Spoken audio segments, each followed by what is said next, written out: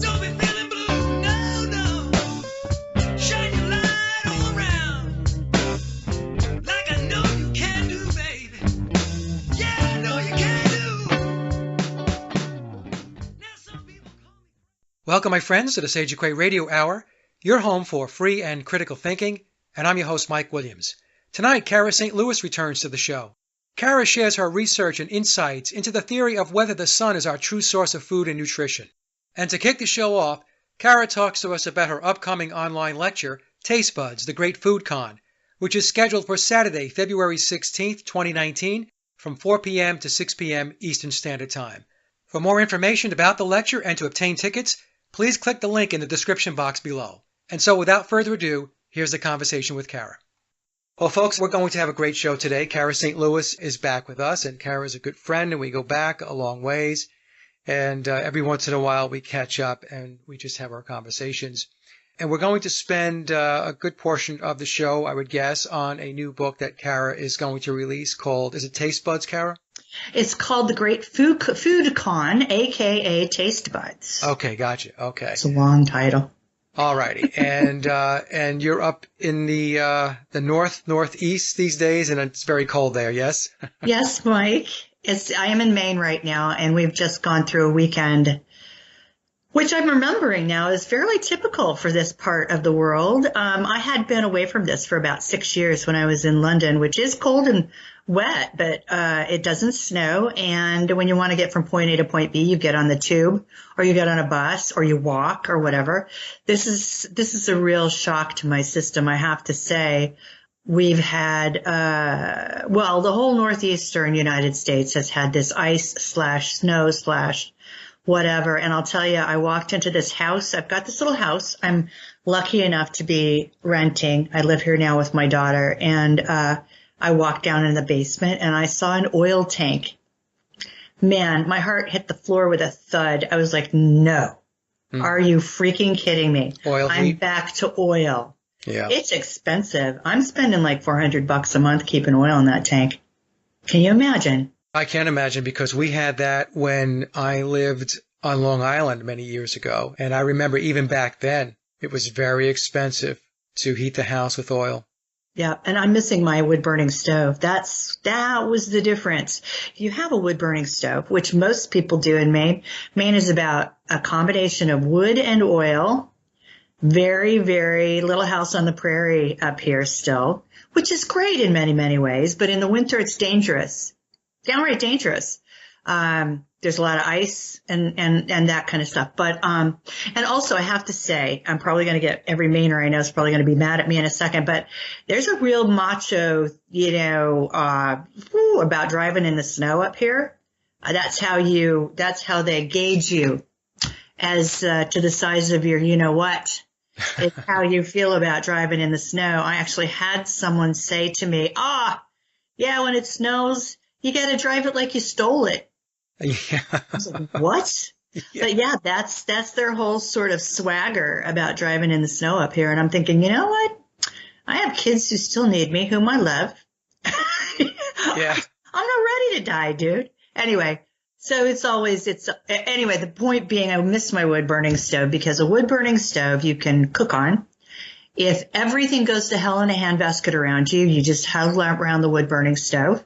Right? Right. And you're warm. People die up here when the electricity goes out, as they do in many, many places. I'm not saying it's just Maine, but yeah, it's been a hellacious weekend, and I'm super, super glad to have gotten to the end of it so I could talk to Mike. I just dug some of my car out.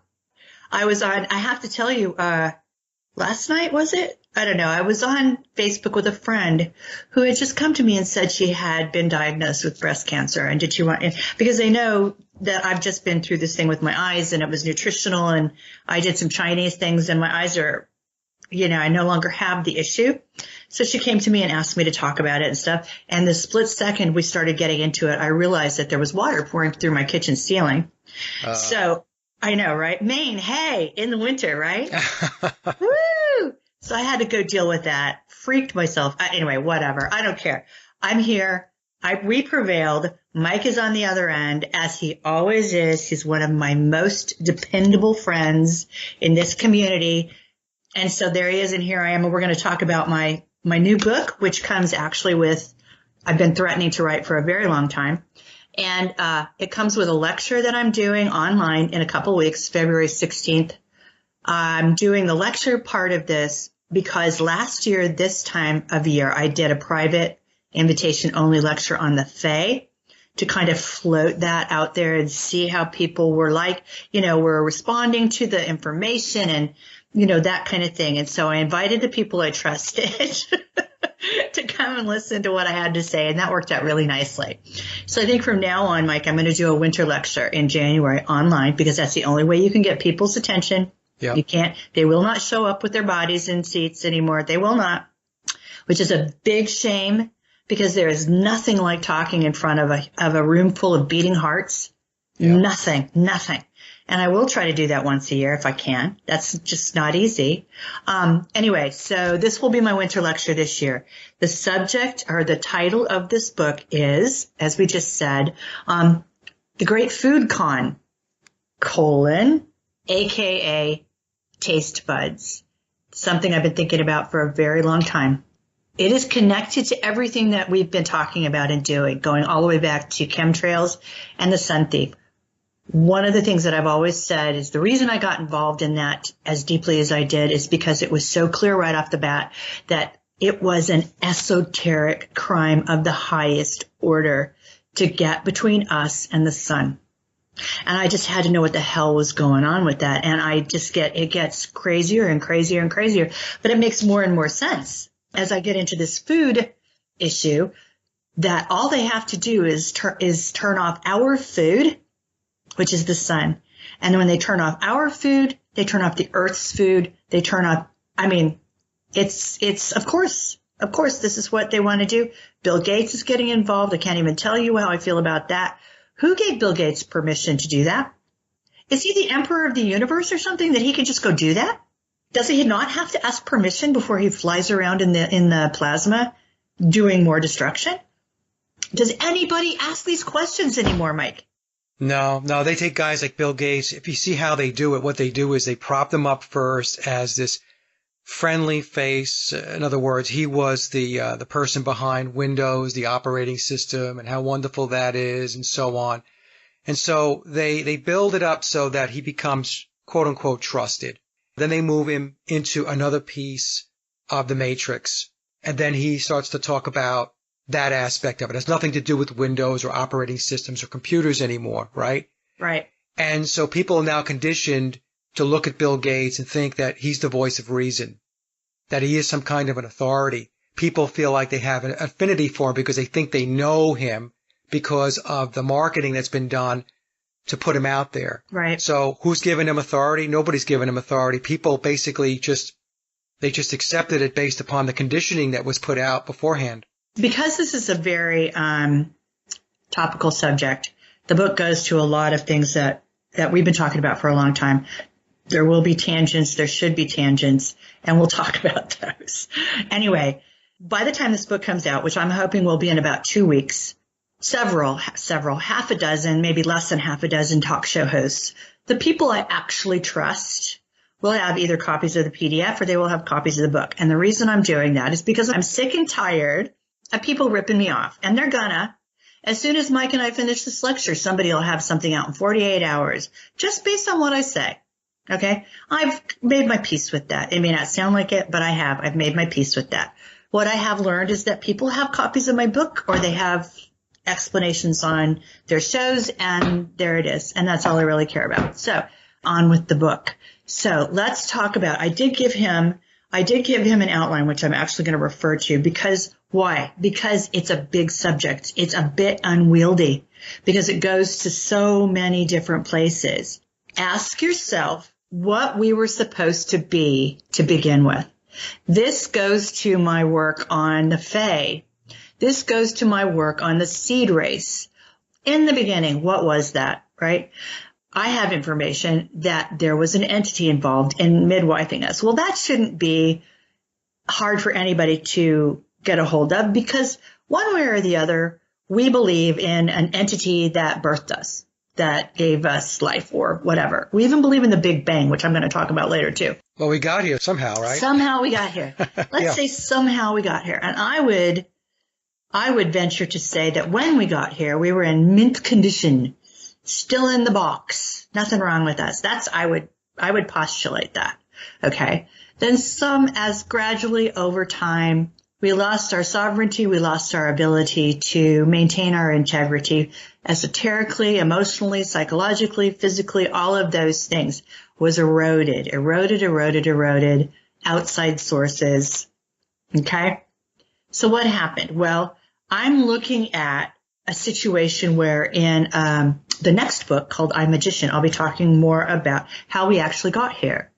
My view is this, and I didn't invent this. People are doing work on this, and I will always credit them on this, okay? But when the earth was new, when the earth as it is was, shall we say, virginal, when it was ready to be mapped and landscaped and terraformed and managed and used as very, very important, if not the most important planet in our solar system to manifest entities from other, and I don't mean aliens. See, this is where we have to be very clear. When you're talking about, for example, the idea of astrology, let's say the idea of astrology, you're talking about the essence of Sagittarius. Sagittarius is a constellation. It's not an alien with white hair. It's a constellation with energy. Or we're talking about the essence of Virgo or the essence of Capricorn. All of these things come from these constellations, which are huge, and they are not individuals. However, as a collective, the constellation has a signature and it has an energy, and I would say it has a will. It has a part to play. If you have any connection to astrology, you believe, as I do, that we are influenced by these energies all the time. And why wouldn't we be? In my view, why wouldn't we be? So there was a time when this earth source, I'm going to say source because still to this day I have no better way to describe it. Maybe one day I will. Source allowed or encouraged or gave the go-ahead to these energies to come to the earth.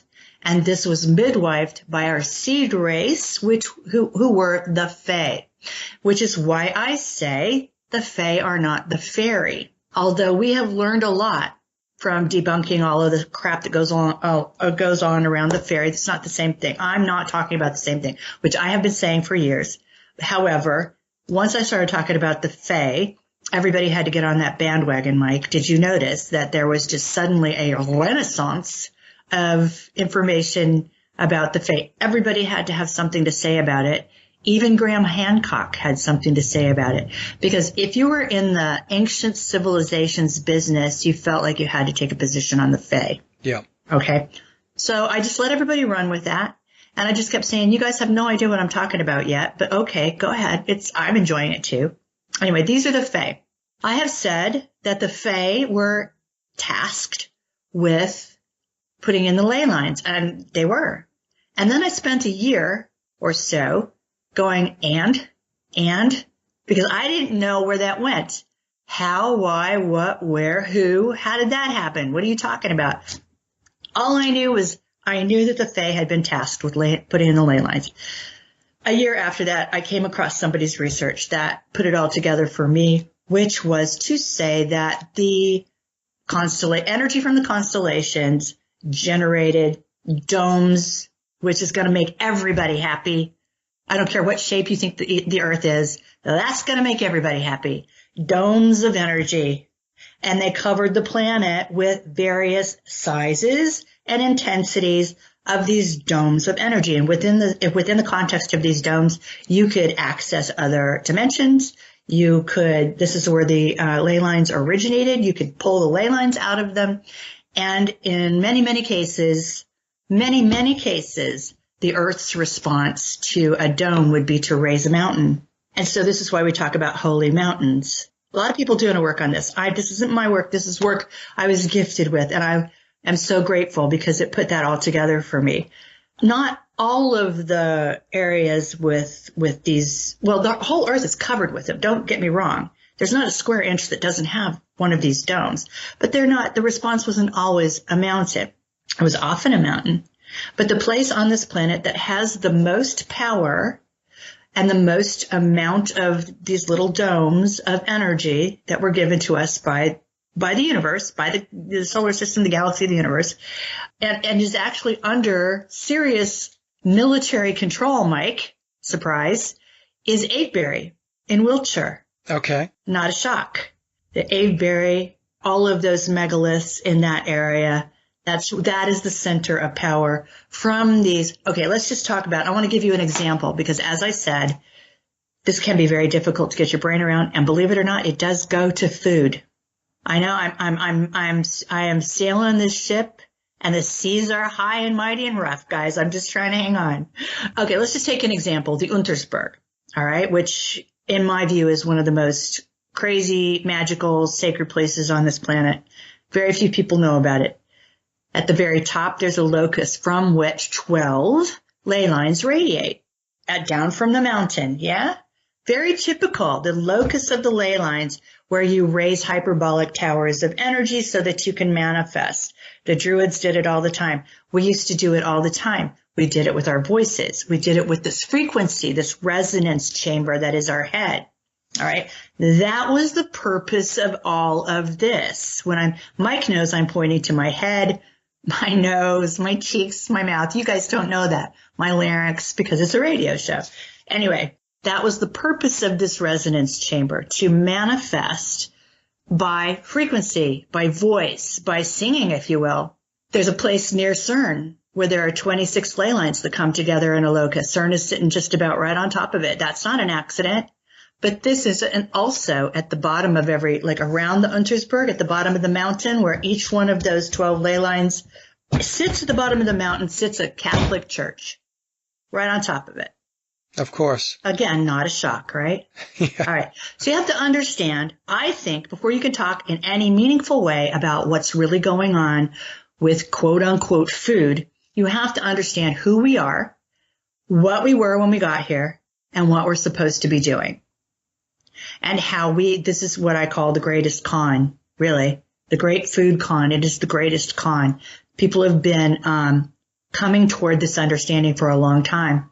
So what's our job? Our job, as I said, is to manifest by using this resonance chamber and frequencies to harness the energy of the earth to manifest on this planet. That was our job. And it was the arrival of, I would say, an adversary, which I have tried very hard to locate the pinpoint the time when that happened. There's an Irish tale that I'm absolutely obsessed with called the Battle of Moytura, which is a landing story. You have the Tuath de Danann on one side, you have the Fomorans landing from under the water or across the water, and you have these two entities battling. Okay, I think that it's really important to understand that we have been broken to a great extent. Our abilities have been broken. How have they been broken? Well, one of the biggest ways that they've been broken is by the idea that we have to eat our landscape, eat our creations, eat our fellow creatures. That we are broken in some way, that we're lacking in some way, and that in order to survive, in order to keep going, we have to ingest our fellow entities on this planet. My postulate is that is not the case. That is not the case at all. This is something that also goes back to 2014, and Mike probably has heard me say this, or somebody else. We process 24,000 units of biophotonic energy every day. Now, it may have been, at the time I first said that people thought I was a lunatic, but the reality is that was a university study I was quoting. Okay, and all kinds of universities have verified that now. This is mainstream science now. 24,000 units of biophotonic energy, meaning energy from the sun, courses through our body every day. That's been around now for about 5 years, that information in our circles, and it doesn't even sound weird anymore. But the reality is that is what we use for sustenance. I was going to say eat. And that's just as good a word as anything else. But that's what we use for sustenance, and we transform that biophotonic energy. We make ki, okay?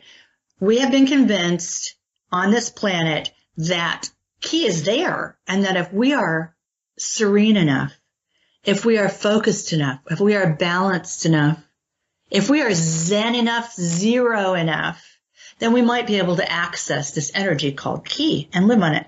Guess what, guys? That's backwards. That's absolutely the reverse of what the actual case is. We make that stuff. We make that stuff. It comes through us. It helps feed the planet. It helps feed the plants. It helps feed anything that lives and breathes and has a metabolism on this planet. We do that. We don't access that if we're good enough. I mean, why does everything have a religious connotation, Mike? Why is everything that got reversed on us over the millennia smack of this idea that we're just not good enough to take part in what's around us, and that if we're good enough, we can, when in fact we're the ones who are bringing it. I mean, it's just such a crazy thing. Under no circumstances are we collectively to understand what our true capabilities are. So everything gets turned upside down. There you go. Okay, and one of the ways, because I know, I mean, Mike and I can talk all day, and that's great, but I know we are finite today, so I want to make sure I touch on a lot of these points. The points will go into depth at the lecture and even more depth in the book anyway. And I gave Mike the links to get to either one of those things. Or to get to me if you want to talk more about it, that's fine too. I'm totally accessible. In a nutshell, though, what has happened was there was a transition. There was a transition toward which we went from being light beings to being feudal beings, to being hostages to the earth. How did we become hostages to the earth? Grains. Somehow we became invested in this idea that we had to sow seeds in order to eat, when that had absolutely never been the case before, okay? A feudal system grew up around this idea that we had to sow grains, and a certain portion of those grains went to the feudal masters, who then sold it back to us, by the way, so that we could eat it.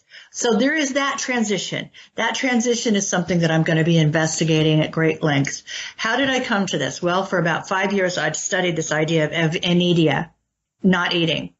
I think that started in 5 years ago, about 2013, I started studying this idea of actually being able to live on light. This is not news, and no, I'm not new age, so please don't hang that one on me, but that is an actual fact.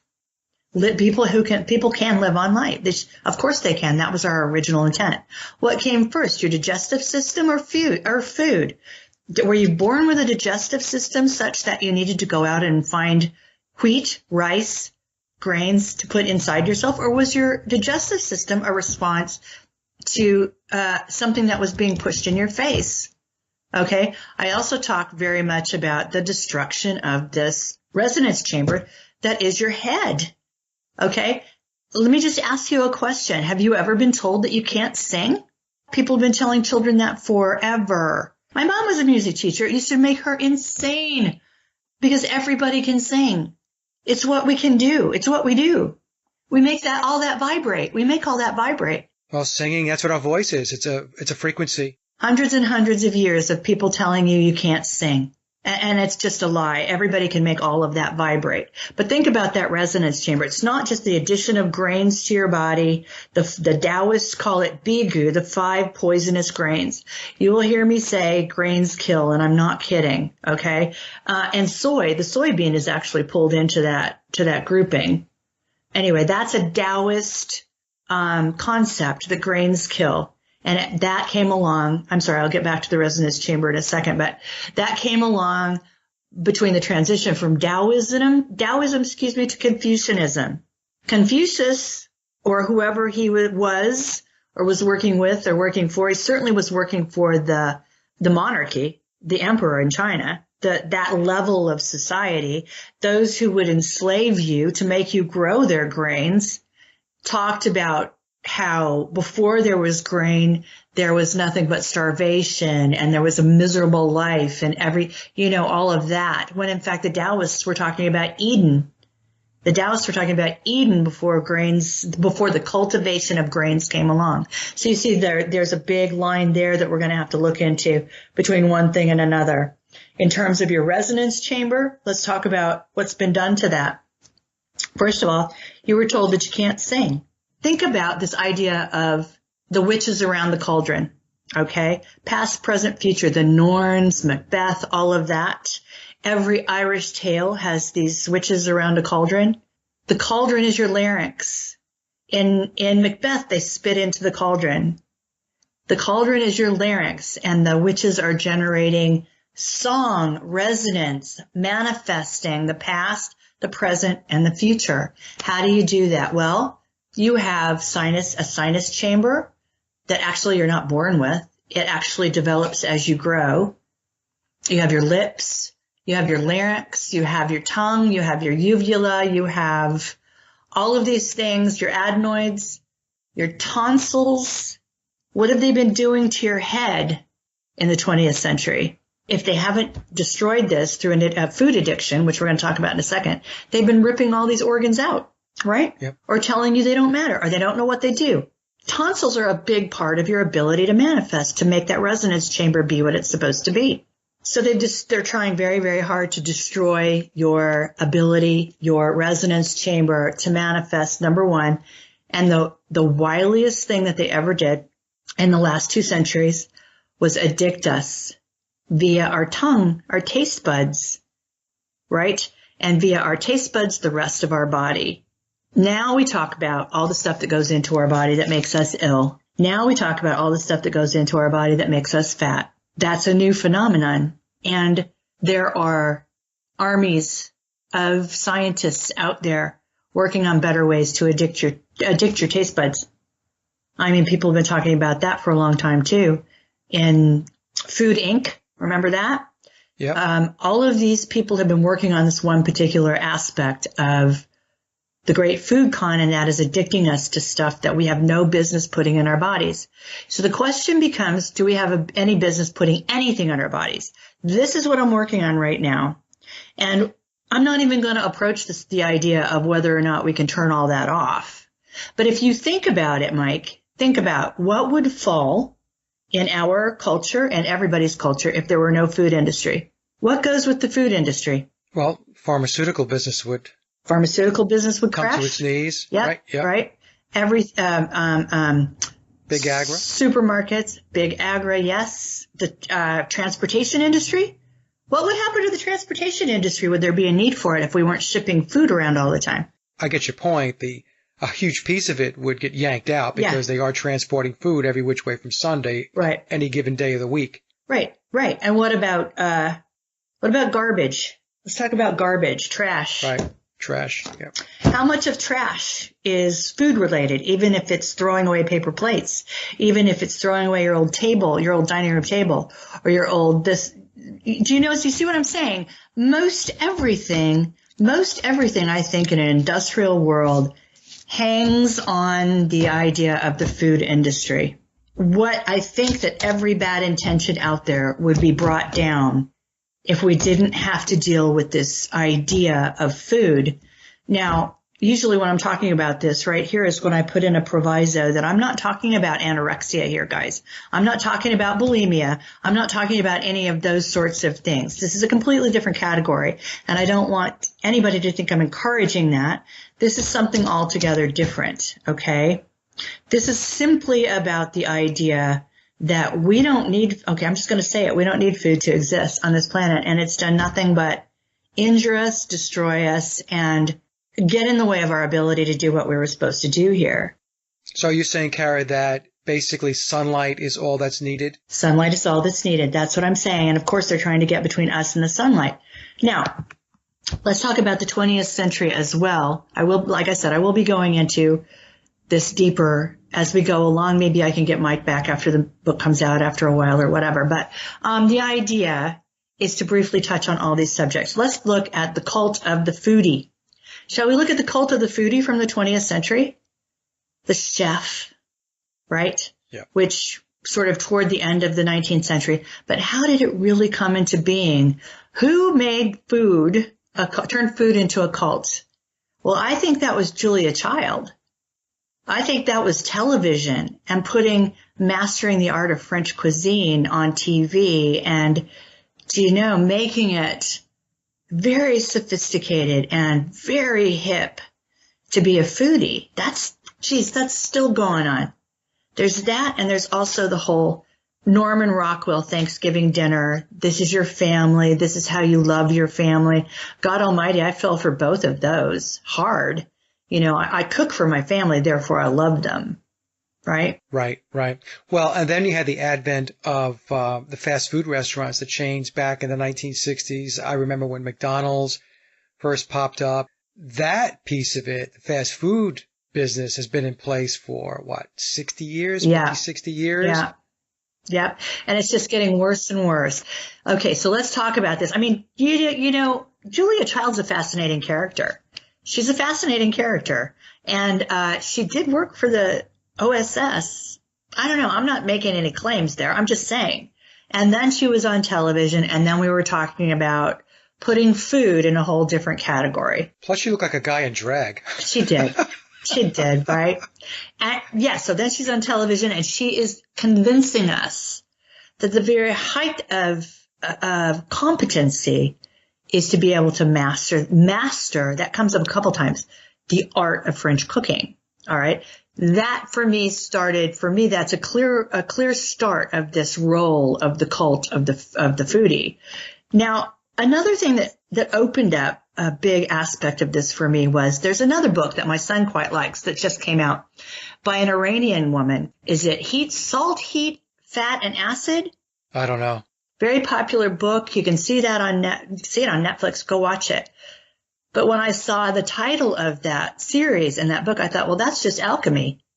That's just in your face, man. They're just telling you. They're just telling you what they're doing. There used to be an internal alchemy, and there still is. We still have that mechanism. Heat, salt, fat, and acid. Alchemy. All right. However, they've taught us that we need to use alchemy on things outside ourselves, ingest them. I mean, when I say it like this, it sounds insane. Ingest them to complete ourselves again, because we're lacking that, and we actually probably are lacking that now. Then the question becomes, how did that happen? How did that happen? Well, we became addicted to these substances. Perhaps our bodies stopped making them, or the processes in our bodies stopped working. They're still in there, but they're dormant.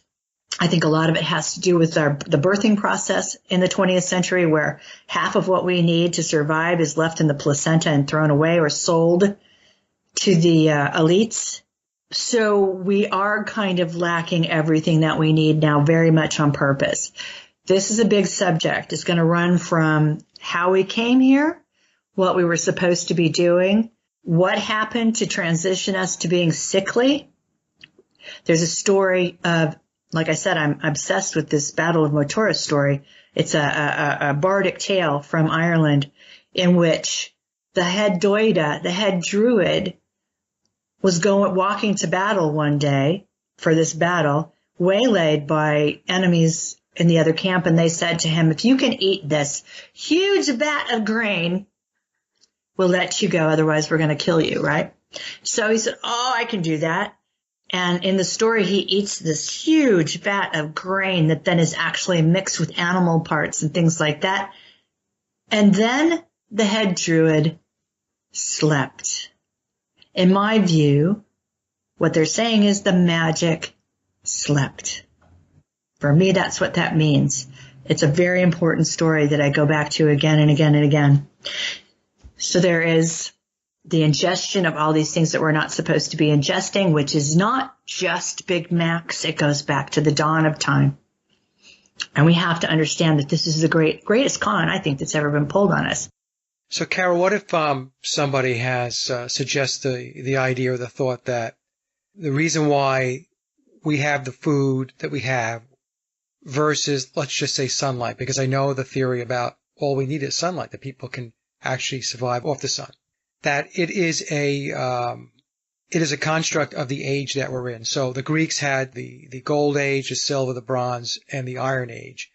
There are those, I'm sure, that are listening to the show now that will say, yes, Cara's correct, but the advent of not requiring food, eating animals, and all that stuff was really a component of a higher vibrating age, like the gold or the silver.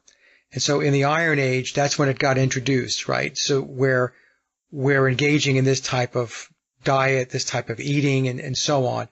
But as the Earth moves through its ages, we will then move back into higher realms of consciousness, and this type of eating will go away. I'm just throwing that out there because I know there are folks that are going to think that. I mean, that's a good point. That's actually a very, very good point. And there are two things that to talk about with that one, which is what came first, the metabolism or the food. Right. And actually, are you talking about a de-evolution, that didn't need to happen, that didn't need to take place, that wasn't natural? I think that's what we're talking about. Or are we talking about a natural evolution? And again, you've brought up alchemical principles, the metals as we went through the various evolutions of the Earth, the planet, which is a real thing. Okay. And the fact that we might be evolving back to the original state. Again, very, very salient point. I think that that's probably the case. I think that's probably why we're being pushed to talk about this right now. Number one, there are all kinds of things, all kinds of evolutions that we're hitting, that we're going back to. They make people uncomfortable. I don't care. They do. We just have to understand that we are evolving back, or that we're coming back to a state where we can be more completely who we are. Yeah. Yeah. And you're right. We are evolving back to that state of not needing this food. But somebody has to say it, man. Somebody has to put it out there, or many, many people have to put it out there and make the case really well, so that it enters the consciousness, the group consciousness that's out there. Yeah, that's exactly right. And I was going to say that there are many things that I say that make people uncomfortable. And I don't mean that as a joke. I'm just saying that anytime I do a show on anything, whether I'm the host or the guest, there's going to be a boatload of people that are going to disagree. Some of them will be very, very animated and become angry about what they're hearing or what they're listening to, and so on. There is a reason why we're having these discussions. And I do want to tell the audience this. For those of you that do get angry, or you think this is silly and nonsense, whether it be this or anything else that I talk about on my shows, you have to understand that for every one person that feels that way, there's 10 other people that this resonates with. The consciousness of the masses is expanding. I could argue that maybe not at the rate and pace we would like it to, but it is. And that's why, Cara, like you said, these conversations and these discussions are being had. Yeah. So my little message here to anybody who's listening and thinks that, we're crazy or nuts, whatever it may be, you have two choices. One, turn the video off and go watch something that makes you more comfortable and happy. Mm-hmm. Or two, continue to listen with an open mind and just take in some of what's being discussed here. Right. Yeah. Thank you, Mike. Those are really the two options. Mm-hmm. That's good. And also, you have to, whenever I do something new, you don't have to, but I invite you to bear with me while I figure out how to talk about it for the first time, which is what Mike is allowing me to do. The first time you talk about something that is this radical, it's difficult to know how to talk about it. So this gives me the opportunity to lay it all out there and organize it vocally, manifest it with my larynx. It's a process of discovery. This is what I have said so many times on so many shows with so many topics, is people also want everything in a nice big box with a bow slapped on top of it. Right. Well, how come you don't know this? And how come you don't know that? And what about this? And what about that? Well, you know what? It's a process of discovery. We're still exploring. Right. And instead of nitpicking it, well, it would be helpful if maybe you put your thinking cap on yourself. Yeah, I'd love to hear some contributions.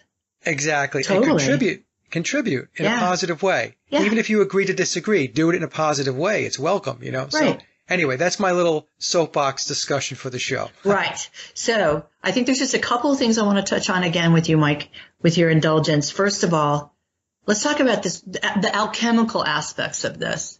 And the fact that cookbook threw that right in my face, that we're just talking about alchemy. And if you watch this woman, her name is Imran Nosrat, delightful young woman who is a chef, and clearly this is her This is her thing. At the very end of all of these presentations, it's a documentary. She says, look, it's not about food. It's about everything else that goes along with food. It's about the people.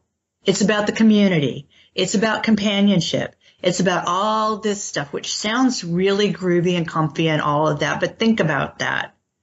That is what it's about. It is a tool. Food can be used as a tool. Food is used as a tool if we don't actually need food. And that's a radical way of thinking, okay? So when you're talking about alchemical processes in our body, okay, that this is what transforms the biophotonic energy to give sustenance to the planet around us and those on it, okay? You've got salt, fat, heat, and acid. That's the name of that book. And these are the four main components, if you will, of alchemy. I'm not pretending to be an expert. I just know that this is what makes sense to me. Okay, salt. Let's talk about salt. There's also, salt comes up a lot through history, through the Middle Ages. How do people keep things so that they can eat them later, right? This is about salt. As we go through food in the Middle Ages, we realize that the Catholic Church dictated when we could eat and what we could eat. That's just a fact. They didn't want you eating till after Mass, all right, to begin with. Well, what is Mass, Mike? Mass is it's a ritual. Well, it is a ritual, as are all of the things that surround eating, mealtime, okay? But it's also substance. Mass is substance, physically. They want to put Mass in there before you eat. They want to put their stuff in there before you... Good point. Right? Okay, so there's a lot of rituals that go around breakfast, lunch, and dinner. That's going to be in the lecture. That's going to be in the book, okay? So alchemical processes within our body to transform that energy, salt, fat, heat, and acid.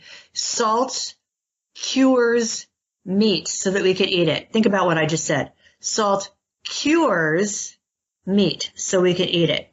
Is meat sick?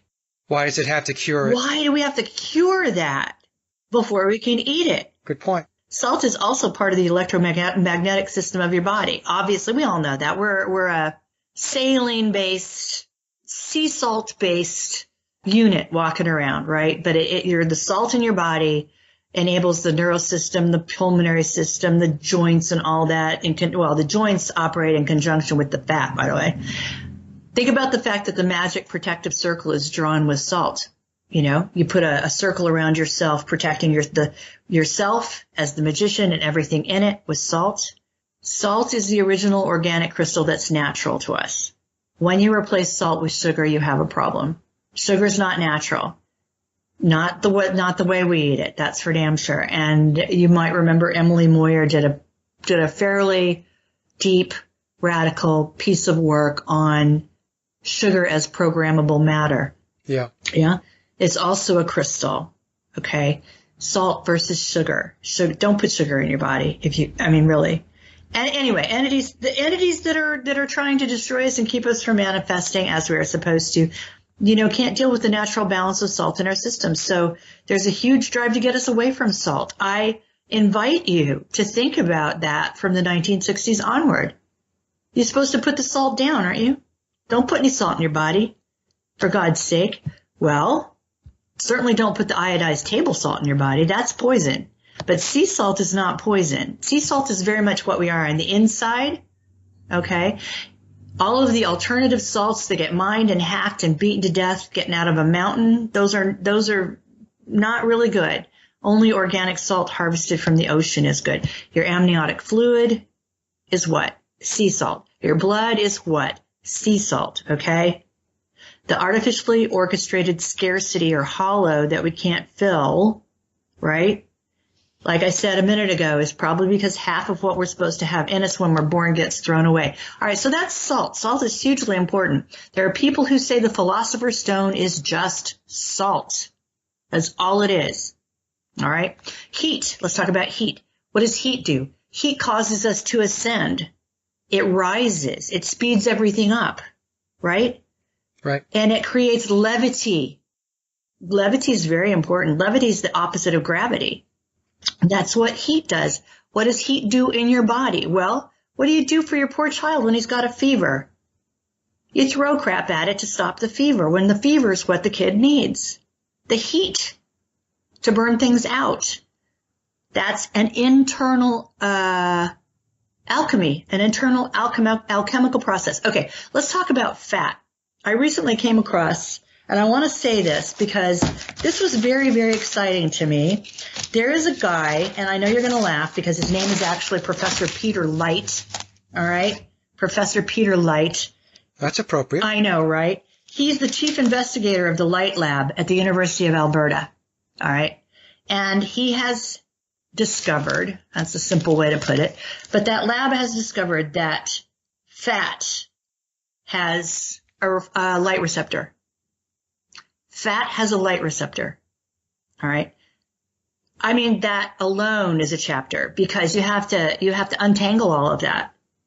They've been trying to get us fat free. They've been trying to get us low fat. What is fat? Fat is terrible. Don't eat fat. Right now, we're all eating high fat, high protein diets because it seems to be better for us. And the medical community is going off its nut about that because it is better for us. Anyway, so sunlight on the skin and its influence on fat metabolism is another thing we're going to talk about.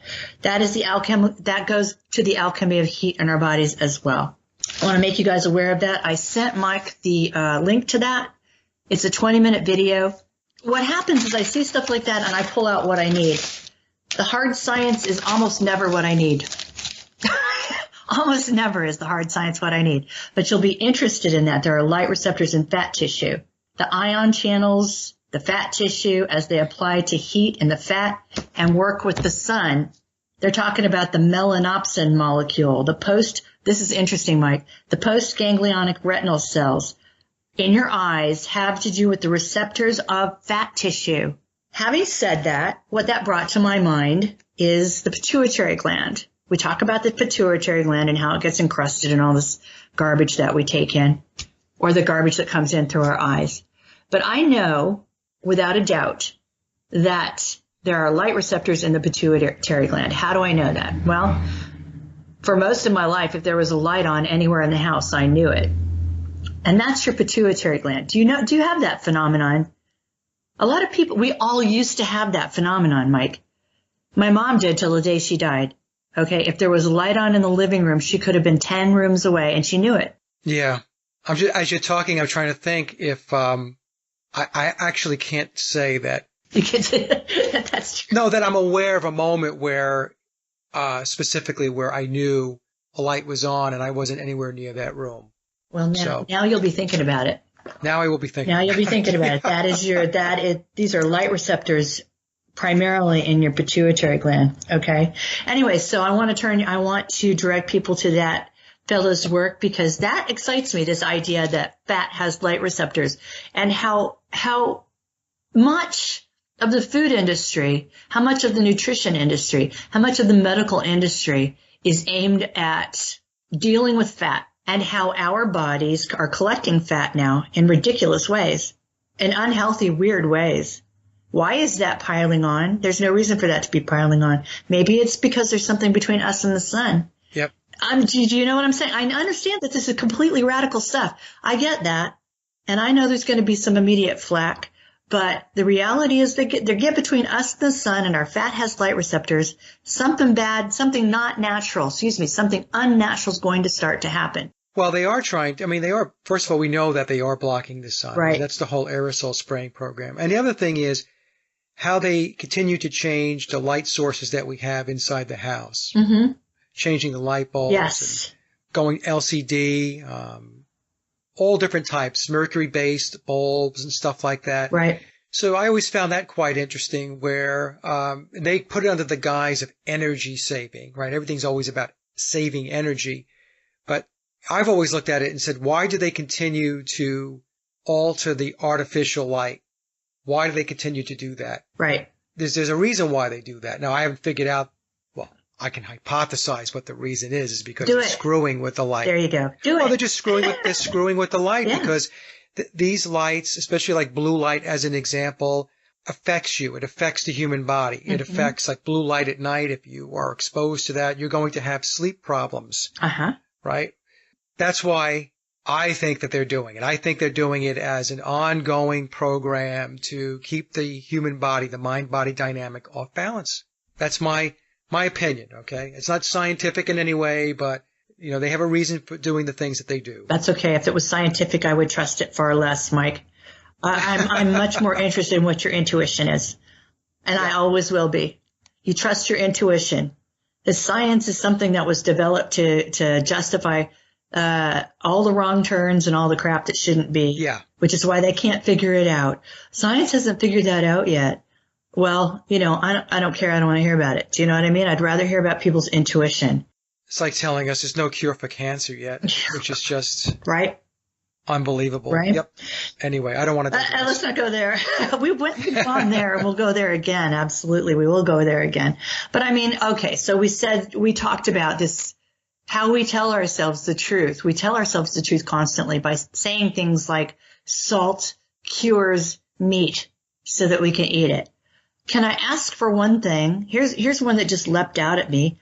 Why are grains called pulses? Why are they called pulses? What's a pulse? This is a pulse. The pulse is your blood. Why are grains called pulses? I don't understand that one. I mean, I think that that's suspicious. This is the kind of thing that leaps out at me as suspicious. Why would they call them pulses? They're not pulses. Well, they do this all the time. It's basically word spell. Yes, absolutely. Absolutely word spell. And they're doing it to us instead of us, having our agency over our abilities, over who we are and what we can do. Right. So there came a time when we felt like that we were lacking. There came a time when we felt like we were lacking. And that was because of what we'd been robbed of. And at that point, there was a gesture in the world, we think anyway, of thanking the victim, that we were getting ready to eat, the essence. We started trying to eat the essences around us to take them into our body. The essence of the antelope, the essence of what? The buffalo. Do you know where I'm going with this? We started trying to incorporate the essence of those things around us because we felt like we no longer had that inside us. This is a Native American thing. I am not dissing Native American anything. Everybody in America is part Native American in some way. I mean, many of us are. That's not what I mean. But there came a point in the folklore of indigenous populations where we knew we were ingesting the essence of something because we felt like we didn't have it in us. And there became this idea of thanking the animal that we just ate, or the spirit of the animal that we just ate. And honestly, you could take that all the way to saying grace before a meal. Yeah. Thanking everything that's around you because you no longer have it within you. The fact of the matter is you had it within you. You were never supposed to not have it within you. It was taken from you in the greatest con that ever hit this planet, which is food, in my view. Okay? So, what came first, Mike? The digestive system or food? What do you think? Well, that's a good question. I would think you would need the digestive system before you were able to take in the food that we eat now, right? So that had to be developed first, I would think. This is all hypothetical, right? Because if you started eating the food without the digestive system, I don't see how that would work. Yeah. Do you know what I'm saying? Yes. So, it's an interesting question, isn't it? If in fact your mouth, in my view, is your mouth, your sinuses, your whole head cavity, your larynx, your lungs, all of that is a resonance chamber for manifesting. Now, we also know that our bodies really don't digest anything, that there's gut flora. There's bacteria in our gut that digest things. We don't digest anything. That we don't, which is another big problem. So where did those come from? Were we born with those? Did they enter our systems to save our lives, to save us from what was getting shoved in our resonance chamber? I'm sure, I'm well aware that people are going to think that I've gone off the deep end with this one, but I haven't actually. It's just seriously radical thinking. Think about that. People don't, this is your scientific fact. You can verify this with your scientific buddies out there. We don't digest anything. The bacteria in our gut digests things. The living entities that live in our stomach digest what we put in there. We don't. Okay? We can't. We don't have the ability. Well, that's why some folks have to take probiotics in order to help with the digestive process. This is interesting. Some folks might say, going back to what we were saying before, Cara, about the particular age that we're in, that maybe the age in which where sunlight was enough could be an age where, most likely the gold age, I would say, where the body is maybe semi-etheric in a way. Those are my thoughts. And that this current system that we're in, which we've been in for thousands of years, has really brought it down to the curb. Yeah. Yes. You know what I'm saying? Yes, this is as low as it can go type of thing. Absolutely. And not to get off on a diatribe here, but about 2 years ago, I guess it's about 2 years ago, that's when I stopped eating meat. Yeah. So I was like everybody else, most people. I was eating hamburgers and having steak and stuff like that. And so to make a long story short, I watched a documentary about 2 years ago. I don't remember the name of it. It was on YouTube, and I got about 15, 20 minutes into it. That was enough for me to just realize that it's wrong. Yeah. So as we're going through this, what I'm thinking, and I'm not trying to steal your thunder here. Oh, steal it. Do it.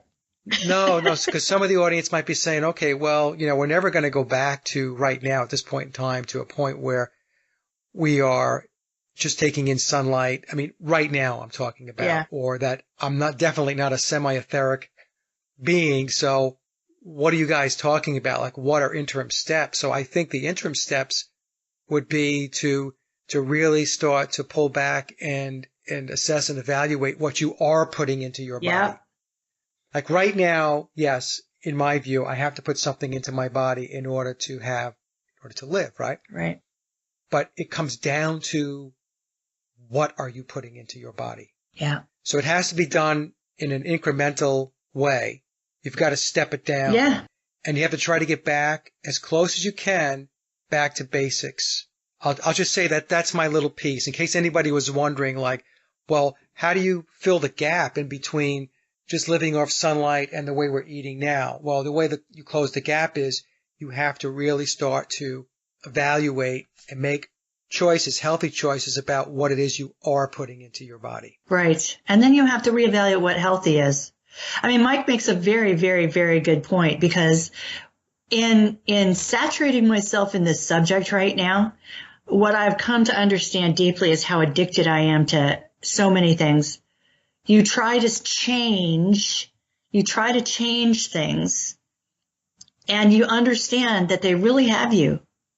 You think your head is just in the cell phone, dude? No, that's not it at all. They have you like the guy with the fava beans, with the mask, that mask over your mouth. They've got you, and they've got you hard. They've got you hard, not with anything that you need to survive, even in the most pedestrian analysis of what you need to survive as a human being. They got you. 99% of what you put in your body is strictly to keep you deeply, deeply addicted. Do you understand that? So if that's where we start with this, bravo, that's the place to start. I know that for myself. I mean, 5 years ago, all I really wanted to do was to be able to seriously, actively, purposefully tap into that light eating. God, that sounds silly. The light resonance, the light processing, right? I wanted to be able to make a conscious decision to do that and do it. And however that transpired, I mean, I think the people out there who have been able to do that take decades, not weeks. They take decades to change their spirituality enough to be able to come close to that. That's what that's about. That's reality. It's not these gurus who tell you can do it in a week. I would never recommend that kind of stuff. But 5 years ago, I really wanted to be able to do that. And in the last 5 years, what I've understood, what I've come to understand is how profoundly enslaved, how profoundly tethered, yoked to this food system I am. And I'm no different than anybody else out there. When you really start trying to analyze or gain some agency and control over what you're putting in your body, then you know where you're at, man. As Mike says, that's where the rubber hits the road. It's one of those places where the rubber hits the road. And that's where we're at right now with this. And I really think that, I really want to do, right now, my goal is to do a super good job of laying out the case so that everybody gets to a point where they're thinking about this radically and in a sovereign way, And also, I agree with him.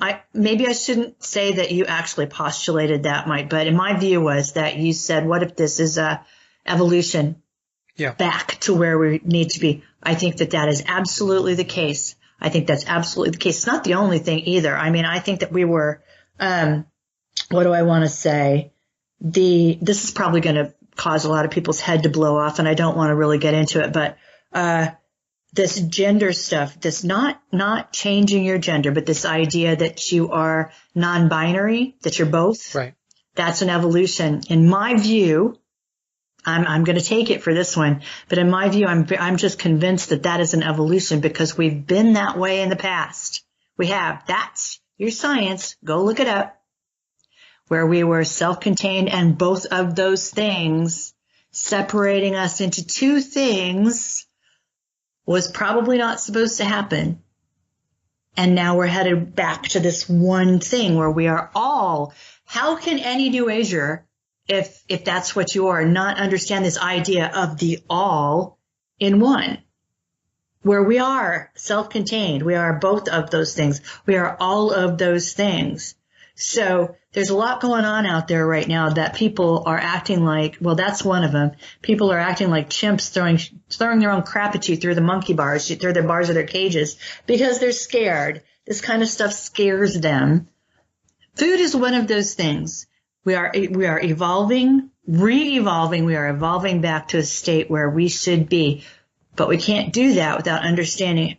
I don't think we can do that without understanding how profoundly addicted we are to that which they have used to enslave us. Going back to the transgender piece of it, Cara, Martin Kenny and I actually talked about this in one of the shows that we did going back a few months ago.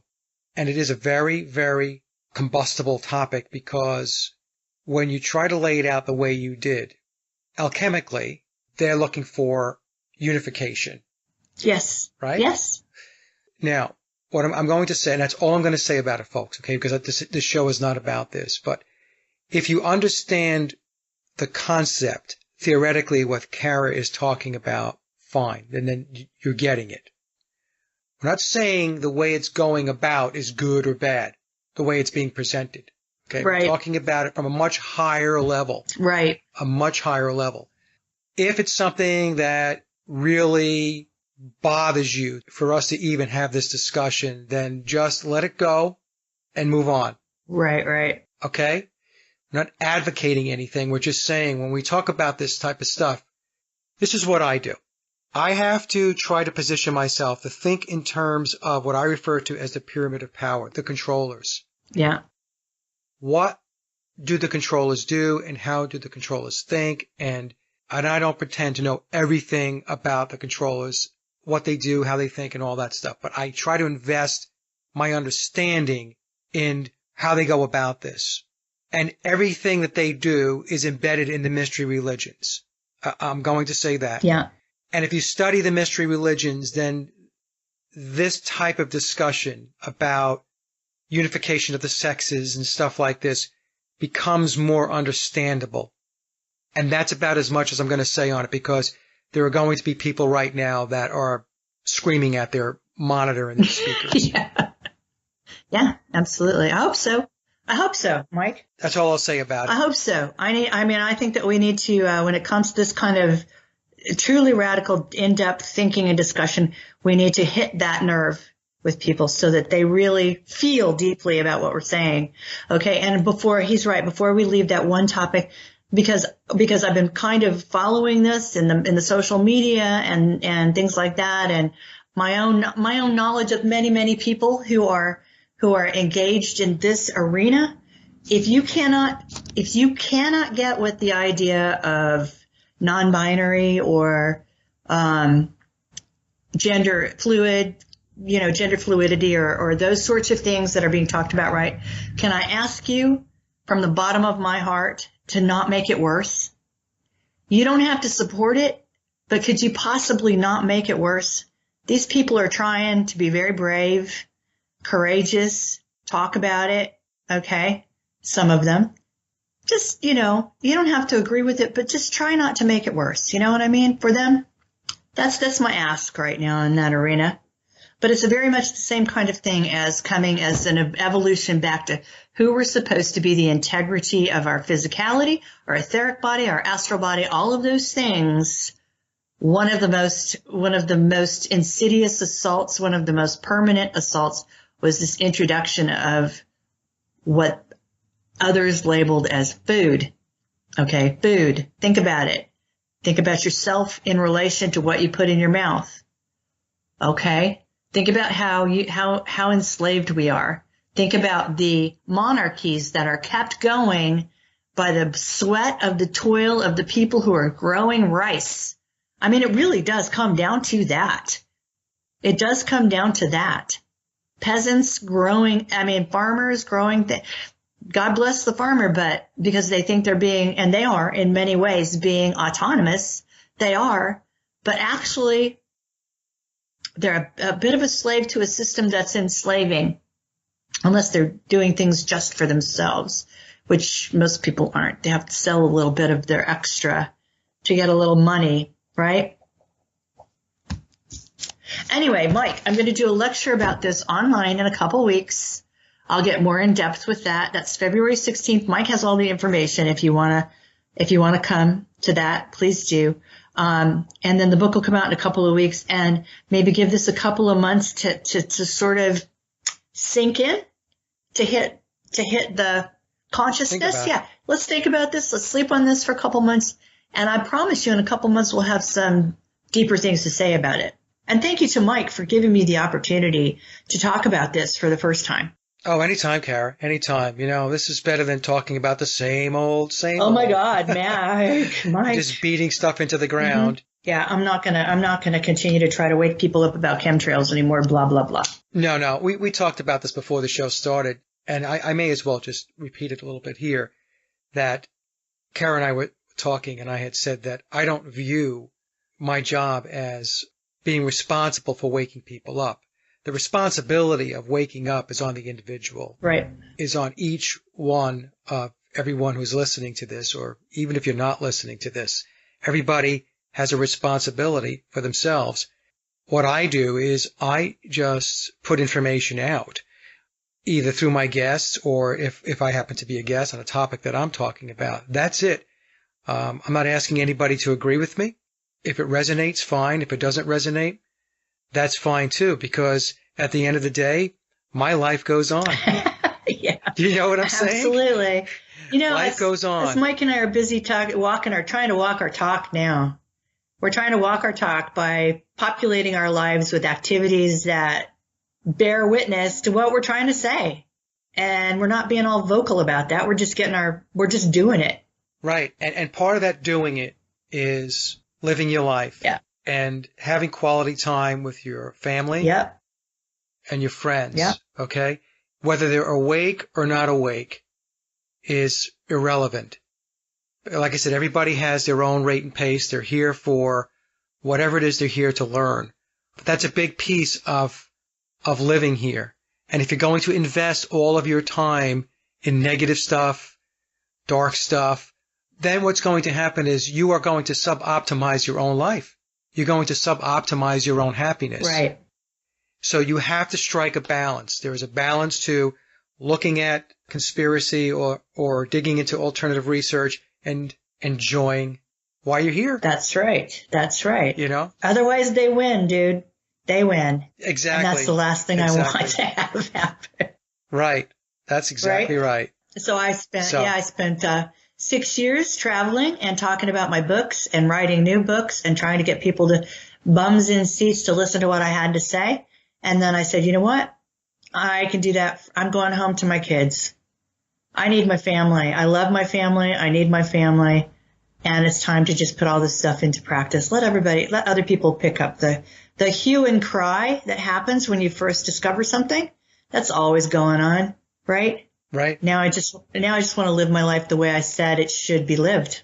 Yeah. It's funny. I was having a conversation with Barry, and I was talking about sometimes you get to the point where you think to yourself, how much further can I take this? How much more of this is really something I want to do? Because I've been doing it a long time, Yeah. And there's that part of you that says, oh, if I don't continue to do it, am I coming up short? Yeah. Am I failing? Yeah. And, she gave me a shot of reality, and she says, Mike, how long have you been doing it? I said, well, the blog, 8 years or so, 7 or 8 years. Yeah.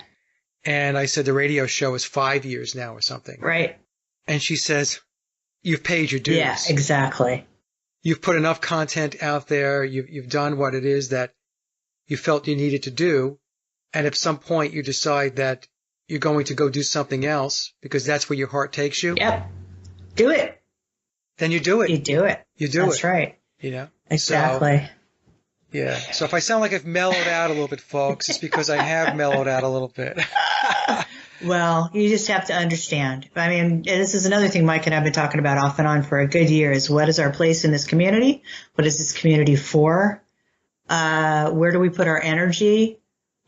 How much good is that doing? I mean, these are things this is self-reflection. And if you don't self-reflect, then you're just a narcissist and you're just out there for the attention. And neither one of us is out there for that. So. No, I'm not interested in attention. And in fact, I'm a very private person. And people might find that kind of weird. It's like, well, you do a radio show and you're a private person. Yeah, you could do a radio show and still be a private person. Yeah, but that's because you're being driven to talk about something that you have to talk about. It's really that simple. Exactly. And then when you hang up the headphones and you put the microphone away, you're living life. Yeah.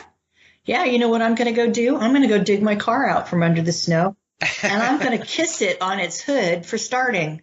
Yeah. In the middle of this ice storm. Okay, that's what I'm going to do. What I'm going to do is go take the dog for a walk. There you go. So there you go. There you go. There you go. Great. Thank you so much, Mike. You're the best. You're welcome, Cara. You're welcome anytime, and I'll have the show out as quickly as I can. Okay, sounds good to me, and you'll probably end up with a PDF of the book. Okay, thank you. Well, you're like my what is it, that dead man switch stuff, No, Mike's got a copy of it. Okay. Yeah. If anything happens to me. All right. Hi to everybody. All right. All right, Cara. Bye. All righty. Bye-bye. And that concludes another Sage Okoye interview, and I hope you enjoyed the discussion as much as I did. Links to my guests' websites and social media are listed in the description box below. And as always, I would like to thank everyone for listening and visiting the blog. You can find all my social media and web links by visiting my hub website at sageofquay.com. Also, if you get a moment, please visit laboroflovemusic.com to check out my music and album releases. And remember, live in truth and always serve creation. It's really that simple. See everyone with the next show. Be safe, enjoy, and God bless.